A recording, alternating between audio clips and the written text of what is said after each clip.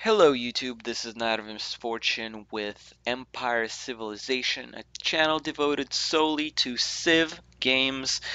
If you want something else, you are not going to find that here. This is video 2 in the series of Let's Get to Know Civilization 5. We are going to be talking about basics of Civilization 5 for beginners. This is going to be just very basic stuff for a person that's just picked out the game or basically wants to pick out the game. It's the core with a little extra stuff maybe you didn't know about. We're going to be talking about menus, how to do certain options. Um, yeah, so let us set up us a game, which we talked about earlier in the game. We're gonna do just everything random, I think. Random map type. Let's do something small. And we're going to be, it doesn't really matter because I'm just going to be talking about the game and pace quick. So let's start up a game. The nice thing about Civilization 5, which I didn't really talk about, is well, I did kind of talk about it. Is once again the art. The art is amazing. I love looking at it, and also the lore. Can you call it lore? I guess you can. A lore that is in it. So every single research has a little quote from someone, and it is read by an awesome narrator, which I don't remember the name of, and I should have looked it up. My apologies. And also the art once again for World Wonders is amazing. I still prefer the Civ 4 way of presenting Wonders, which is you have this wonderful animation of how it's built. I think that is really cool. So if they actually did that and then transitioned into that art, that would be just amazing. That's what they did in Civ 4, but the art afterwards wasn't very much different from the actual animation. So if they transitioned into the type of art here, I think, oh my god, I would love this game even more. And I love this game by itself. Just the best game in my opinion ever. So we popped up. Unfortunately, my sound is muted. Well, the reading text is muted, and it would have read all of this. And then we see we are actually Vikings. We are Herald Bluetooth. Our special ability is Viking Fury. Embarked units have +1 movement and pay just 1 movement point to move from sea to land. I will talk about all of this later. It doesn't really matter for us now. And it's special units. In this case, we only have units that are special. We have a Berserker and the Norwegian ski infantry. So we click on begin the journey. And you see, this happens sometimes. I don't know what's up with this. Sometimes the art is pixelized like this. Like you can't even see what's up with that.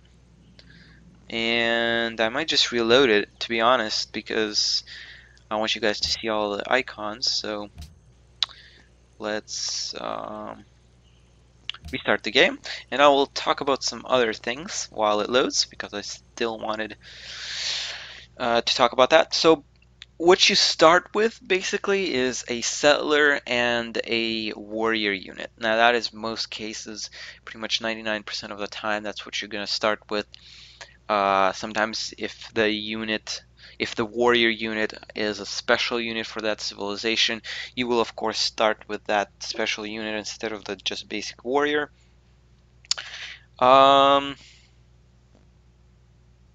Yeah, I think that's basically it, all that I can say without actually seeing the game. Once again, this is just the most basic stuff that a person that's played the game already should know. Okay, better. Let me just okay. Alright, so when you first, sorry, I just bumped into my mic. When you first get the game, this is what you are going to see. And for some reason, See, it is sometimes buggy like this. When you pop into the game for the first time, you will not see those icons of the apples and the hammers. You will not see those. And I'm going to just go through it right now so that you guys know how to turn that on. And that's probably for most people because most people don't know how to turn this on. So how I basically play is I have yield icons on all the time, and if you are an enthusiast about the game as I am, that's how you should always play. It just gives you a lot of information about the game straight up. If you don't choose this, it's fine. It bothers some people, but you, chances are if you're watching this channel, you want to be as aware as possible. So next we have resource icons, and most people do turn these on because they're helpful. You don't always see sheep or all of this. Don't always do that. Don't always see that, the difference. And these are actually very helpful. The third thing I always use is a hex grid.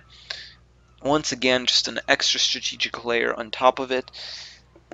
I would be fine without it, but once again, I like this game is not about graphics to me. It's not about the real world quote unquote thing. It's about playing the game and knowing the best decision. So for example, if I click here for some weird mistake without these grid lines, it might move here or here, and that's not good. So I recommend having this on. If it doesn't bother you, just have it on. Hide recommendations, I usually have that. Just yeah, high recommendations. Trade routes, I actually haven't had this on. I didn't. I just got Brave New World, and this is a new feature in Brave New World, which we'll talk about later. You can turn that on, which I will right now because it's helpful. So that is the top setting, which is toggle map options. And there's also a toggle between the strategic view and the normal game view. This is quite nice for multiplayer games, and it's a form of micromanagement in this game, which is actually one of the only. God damn it! I hope I'm not confusing micro and macro, because I always do, regardless if I prepared for it or not. I always confuse those two. Anyway, controlling your units is better through this mode, once again, because you're most precise. You're clicking in 2D instead of 3D, and you are faster like this because the game doesn't have to load graphics or anything. And to exit that, you can click this again or escape button.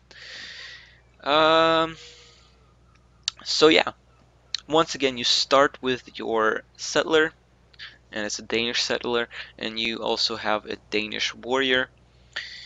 So yeah, usually the first thing that you do is found a city, but you are also able to move. So you don't have to take the spot, but usually you do. So what I'm going to do is just to demonstrate this, the icon right below the found city on most units, also the first icon is the move mode, which you can also accomplish just by clicking regularly, say here, and you move your settler. And you have two moves usually on him, and I will talk about movement later. Regardless, you can found your city. And I know this is a sucky position, spot, whatever. But this is just strictly for demonstration purposes. I would probably pick the coast. Where I was at is fine, because it would take all of these, well, most of these resources. And next you can explore with your warrior. That's what most people do. So once again, this video is not about strategy. This is more about menus. Not even about victory conditions or anything like that, or tiles or anything, just strictly about menus. So the second noteworthy thing about the overlay is the score screen, which is actually you can enable in the menu in options, and I believe it's interface. Yeah, see score lists, auto unit cycle. Yeah, I actually want to disable that because that bothers me quite much. It selects the next unit automatically, and I can't pick another one. Show all policy information. Yeah, we'll save that. Let's see. This area right here is quite nice. It's basically an update stream. So You may select production since you founded a new city. It opens up this basic city production view, and you basically can hover over anything and will tell you how much what it is and how much resources it takes. Once again, I'll talk about resources later. You can also purchase units with gold, and later on you can purchase it with faith if you have Gods and Kings expansion. You can switch back to production back. Also, you can hover over any tile or any unit and it will pop up a tooltip right here and talk about what it is, what kind of, so if you don't have the yield icons, you can, oh, now it works, wonderful. So yeah, if you don't have that, a tooltip will pop up. I don't know why it's, oh yeah, so tile owned by player 1, terrain tundra, output 1 apple, and there's another tooltip right here. I'm going to turn that on. So next, let's talk about the most important window in Civilization 5, in my opinion. It is the city window. Very important. You can buy tiles from here. So you can select any tile that's adjacent to your, well, not any tile, but for the most part in the beginning you can purchase any tile around you if you have enough money. Up here you have the name of your city with its strength, which I will all talk about later. You can cycle between cities by pressing these arrows. Next thing, very important, up here you have your city production, well, not production, city yield, city focus, just information about the city. So you have your food production, blah blah blah. Talk about that later. Once again, you can once again pick what you want to produce. So choose production. So say I want to make a scout right now, and you can also purchase. This is pretty much similar to the other window we just saw, except you have all this information around it. And another thing that you can do here is you can show queue, and you can also just queue up whatever you want. I don't really like that, but for some, how do I? But for some, it's quite nice. And you can change the queue order. So I don't need a warrior. You can remove it from the queue. You can hide the queue, and it will still be there. So the most important window in the city management screen is this right here, and you can get the city management screen by obviously clicking here, and here you assign your population to the tiles. So you can switch this one, this citizen, to say do this for whatever reason, and that's basically how you do that. And you can switch the focus of your city here. So you switch the focus to that, you click on this, and the computer will fill in the spot automatically. Below this city management screen is your buildings, wonders, whatever. I don't know why the palace is a wonder. Well, I guess it's a wonder because you can only have one in your civilization. So we have the palace, and once again a tooltip, a very useful tooltip. The tooltips in Civilization games in general are stellar. I love it. I love reading through it. It is amazing. So it just gives you very important information about this building, so you can figure out where these bonuses on the left come from. So for example, this building provides one culture. That's where that one culture comes from, and it also says it here, one culture from buildings, which is very useful.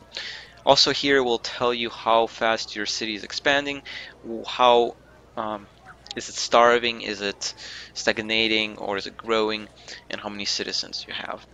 So I think that is it for the city management screen. One more thing, if you have the Brave New World, you can manage your art collections here by putting art, writing, or music. You can switch them out through these. Next thing, as you can see, we have a choose research tooltip popped up, so we can choose that. We were gonna go. You can choose it either from here, and you can also click on this. If you ever want to change something, you can click on this, and this same window will pop up. You can choose the research from here, or you can go into the opened up research tree mode, which is what I prefer doing, even if I do know most research paths and what they lead to. So you can very easily see what leads to what. It's pretty much self-explanatory, but if you for some reason can't, I will explain it. So if this little line curves towards it, it means it's required by this. So for example, the wheel requires archery and animal husbandry. It's not just archery, but obviously it's not the other way because this curves the other way. And you hardly ever see, you don't see that curving like in the same column. Usually they don't require each other. And the different eras. So once you pop into, say, the classical era, you will get another cool I mean, not a tooltip, but art, and the guy will read a little bit of the text, and it's really nice. To pop out of that, you press escape. So let's just pick something. You can just click on it, whatever. I'm gonna pick pottery here, and let's talk about this HUD part a little bit more. You can select what you want to view here. What I usually have is the research. It's the most important one in my opinion. It lets you know how basically how far you are in your research. Here, unit list, another nice thing, but you can find that elsewhere.